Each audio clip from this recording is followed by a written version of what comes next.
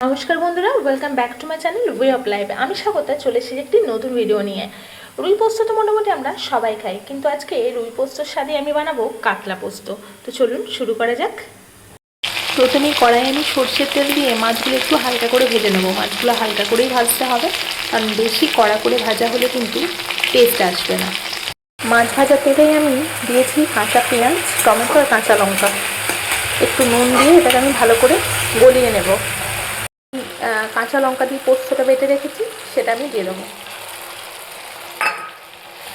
ভালো করে মিশিয়ে নেব।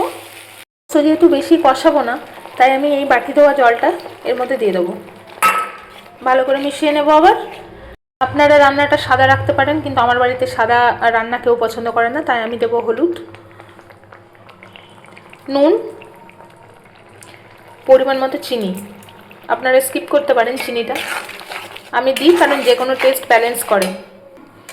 দেখতে পাচ্ছেন আমি সব কটা উপকরণ খুব ভালো করে মিশিয়ে নিচ্ছি।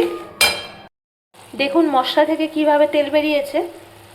আর এখন আমি অ্যাড করবো এর মধ্যে একটু জল।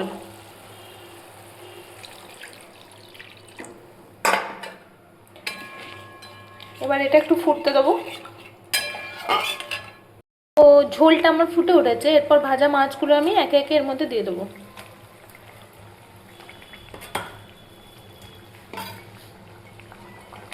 ভালো করে মশলা মাখিয়ে দেবো। এবার লো টু মিডিয়াম ফ্লেমে এটা 2 থেকে 3 মিনিট আমি ফুটতে দেব, যাতে করে সমস্ত ফ্লেভারগুলো মাছের মধ্যে ঢুকে যায়। ওপর থেকে একটু কাঁচা তেল ছড়িয়ে দিলেই তৈরি হয়ে গেল আমার অসাধারণ স্বাদের এই কাতলা পোস্তর রেসিপিটি। এটি গরম ভাতের সাথে কিন্তু দুর্দান্ত খেতে লাগে। ভিডিওটি ভালো লাগলে একটি লাইক করবেন, শেয়ার করবেন, চ্যানেলটিকে সাবস্ক্রাইব করে দেবেন। দেখা হবে পরের একটি ভিডিওতে। ধন্যবাদ।